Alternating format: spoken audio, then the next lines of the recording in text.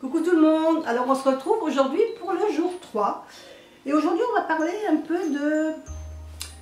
de cartes pour changer un peu, ça ne sera pas le blabla d'hier, ça sera, on va parler de cartes. Alors quand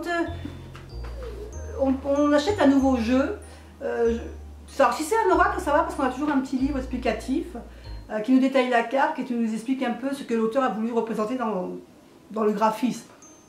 Quand on achète un tarot c'est beaucoup plus différent. Parce que souvent, des fois, d'abord, on n'a pas de livret, des fois, dans certains jeux. Dans d'autres, c'est très succinct. Et donc, on est obligé de faire une recherche personnelle. Donc, moi, dans les tarots, quand j'ai commencé à apprendre le tarot, je vous l'avais montré, j'avais ce petit cahier où je notais dedans tout ce que je pouvais retrouver sur différents jeux, de représentation concernant la carte. Donc, je mettais le nom et je marquais tout ce qui me paraissait intéressant de garder en mémoire comme signification. Alors il y a une page, 2 pages et quelquefois 3 derrière. Mais c'est un peu en vrac à force parce que à force de noter à droite, à gauche, c'est vrai que bon bah pour s'y retrouver des fois c'est pas facile. Et donc j'ai décidé de me faire un tableau qui soit plus représentatif pour chaque carte, comme ceci. Alors ça, là vous voyez pas grand chose. Mais je vais vous le montrer sur la table tout de suite. Donc on se retrouve tout de suite en vous montrant un peu plus en détail ce fameux tableau. Alors voilà ce que vous pouvez trouver dans mon tableau. Alors, je vais rapprocher peut-être un peu la lumière. Voilà. Pour que vous voyez mieux. Donc sur ce tableau, dans cet encadré jaune déjà, je mets le nom de la carte, les mots-clés que quand je marque les mots-clés, je veux dire le mot-clé qui pour moi sera vraiment représentatif de la carte. Et ici je marque positif ou négatif. Alors, ici je vous montrerai après un exemple, mais donc en règle générale, si c'est une carte qui est positive ou négative, donc où vous laisserez le positif, vous barrez le négatif, ou vous l'entourez, c'est à votre choix. Ici, la première case que j'ai fait, j'ai marqué dans un tirage à 3 cartes, lecture en phrase. C'est quelque chose que j'aime beaucoup faire, ça. Quand je fais 3 cartes, j'aime bien faire la lecture avec un sujet, un verbe et un complément. Et donc, ce que je fais, c'est que pour chaque carte, je vais marquer ici donc, le sujet. Cette carte, quel sujet peut représenter dans une phrase, quel verbe il peut représenter dans une phrase, et quel complément, ou quel adjectif, ou voilà, quel complément dans la phrase cette carte peut représenter. Ensuite, dans un tirage spécifique, par exemple si vous faites un tirage sentimental, ben la carte que vous allez représenter, qu'est-ce qu'elle va représenter dans un tirage sentimental? Qu'est-ce qu'elle peut représenter dans un tirage professionnel? Dans un tirage financier? Dans un tirage de santé bien-être? Ensuite, on peut également, si on veut, moi ça m'arrive, pas pour toutes les cartes, mais pour certaines cartes, cette carte peut représenter un lieu, elle peut représenter une période, elle peut représenter un objet spécifique, et elle peut représenter aussi une partie du corps, c'est pour ça que je l'ai mise sous la santé, d'accord? Et en dessous, j'ai mis un plus grand encadrement avec, si je m'en sers comme carte, comme guidance, si c'est la carte que je tire en une sorte de guidance, ça j'aime bien le faire aussi. Et puis j'ai mis des petites cases ici en plus, supplément pour des petites choses que je veux mettre en plus. Si je veux mettre par exemple la planète qui correspond à cette carte, ou le signe astrologique, ou une pierre, ou bien une plante. Voilà, c'est après à chacun de faire son choix. Donc je vais vous montrer un exemple. Voilà.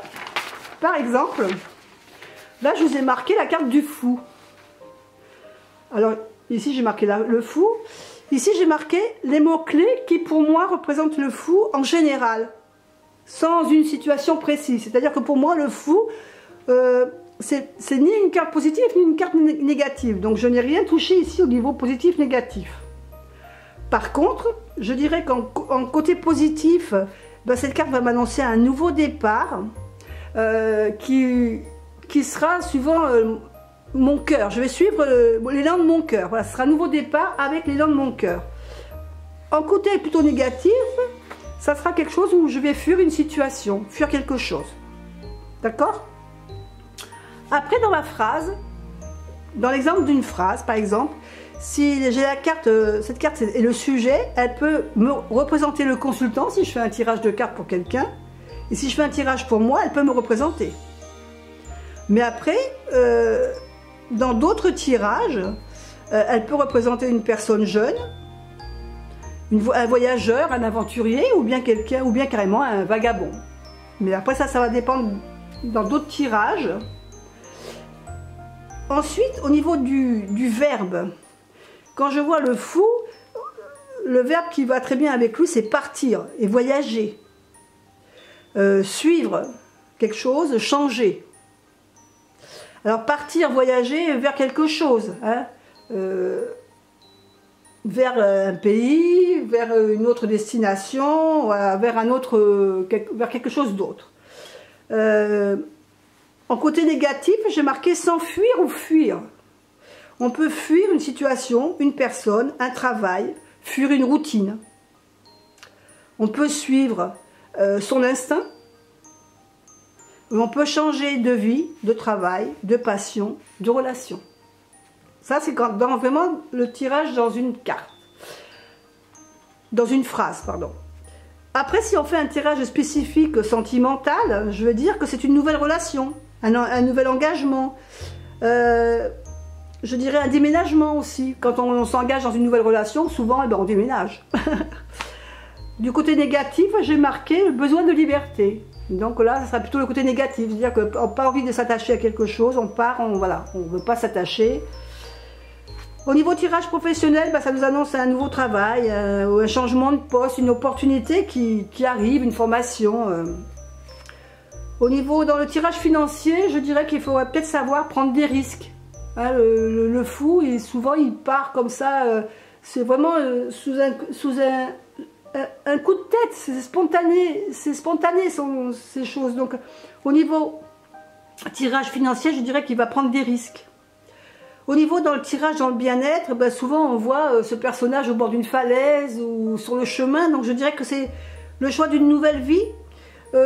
Et également je dirais la nature, hein, le choix santé bien-être, ça peut être aussi dans la nature, le plein air.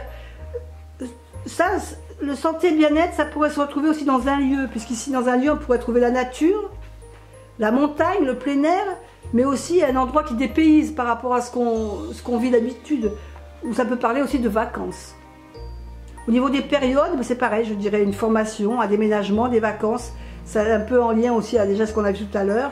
Ça peut être au niveau du tirage spécifique et des tirages en lecture de phrases, il peut y avoir des termes redondants, hein. Ça veut dire que ici vous pouvez avoir les mêmes choses que vous allez retrouver ici, mais dans des cases différentes.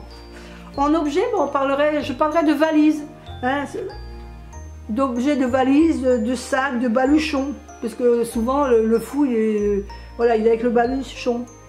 Et la partie du corps, bah, je dirais les jambes, parce que bon, bah, à chaque fois ce fou, faut qu'il marche, faut qu'il va, il part, il s'en va, donc il a besoin de ses jambes. Donc s'il y avait une partie du corps sur laquelle il faudrait peut-être travailler, c'est au niveau des jambes. En guidance, par contre, voilà, en guidance, je me poserai des questions suivantes. Si je tire ce fou, je dirais quel chemin je prends actuellement? Que je réfléchisse un peu sur quelle route j'ai décidé de prendre en ce moment. De quoi je me libère, de quoi je veux m'éloigner, quelle est la problématique qui me fait fuir, quelque part. Hein. Et puis aussi, on peut se poser la question, qu'est-ce que je veux emporter avec moi? Puisque le fou, il a toujours un bagage, il a toujours un baluchon ou quelque chose. Qu'est-ce que j'emporte avec moi? Lui, là, en l'occurrence, dans beaucoup de cartes, il a son baluchon, mais il a aussi son compagnon. Il y a le petit chien qui suit souvent derrière. Suivant votre tarot, vous pouvez avoir autre chose. Donc, il va falloir aussi que vous mettiez en relation avec le tarot que vous étudiez. C'est-à-dire que si sur le tarot, sur votre fou, bah, le fou, il se retrouve carrément en montagne avec de la neige. Et voilà, vous savez que bah, vous allez vouloir aller au niveau du lieu, ça va plutôt être la montagne, hein, le côté alpin. Si vous n'avez pas un chien mais vous avez un chat, comme par exemple dans le tarot de sorcière, ben vous allez parler d'un familier, et pas d'un chien et d'un chat. Alors ici on continue ici avec des, vous avez vu que j'avais mis 4 petites cases qu'on peut se servir comme on en a envie. En fin de compte ici moi j'ai marqué la planète qui correspond aux cartes du fou, donc en l'occurrence ici c'est la planète Uranus. Et puis Uranus est lié au Verseau, donc j'ai marqué le signe du Verseau qui est lié à cette planète. Ici j'ai marqué la cornaline orange parce que j'ai mis une pierre que l'on peut utiliser avec le fou, puisque pour moi le fou représente quand même c'est une carte au niveau chakra, je dirais que on est quand même dans l'ancrage, hein, on est vraiment lié à la terre, voilà. Donc pour moi je me sers de la cornaline orange. Et au niveau des plantes, je dis tiens peut-être que je mettrai une plante, pour l'instant j'ai rien mis. Et j'ai mis aussi l'archange Métatron, puisque c'est un archange qui est lié aussi au fou en l'occurrence. Donc voilà. Moi c'est ma façon de travailler. Après je vous propose, si ça vous intéresse, ben, vous pouvez peut-être faire un arrêt sur cette feuille et puis la refaire à votre convenance. Maintenant si ça vous intéresse, je peux carrément vous envoyer... si vous me faites parvenir votre mail, et ben je vous enverrai le petit fichier Excel que j'ai fait, ça ne me pose pas de problème. En l'occurrence, ben voilà, je vous ai présenté le tableau que j'ai fait pour moi, pour pouvoir vraiment m'occuper vraiment et retrouver un peu tout le potentiel de cette carte. Alors pourquoi j'ai fait ça, vous allez me dire, puisque j'avais déjà mon carnet, tout simplement parce que dans le carnet, vous avez vu, c'était un peu à droite, à gauche, comme je vous l'ai montré. Et puis c'est vrai que quand on fait un tirage, on ne pense pas vraiment à tout le potentiel que peut représenter la carte dans un tirage. Et ce petit tableau-là, eh ben, il va à l'essentiel et il peut nous aider à mieux y voir clair dans nos tirages. En choco, c'est plus clair. Et puis c'est un travail qui n'est pas désagréable à faire. Vous faites une carte de temps en temps et voilà.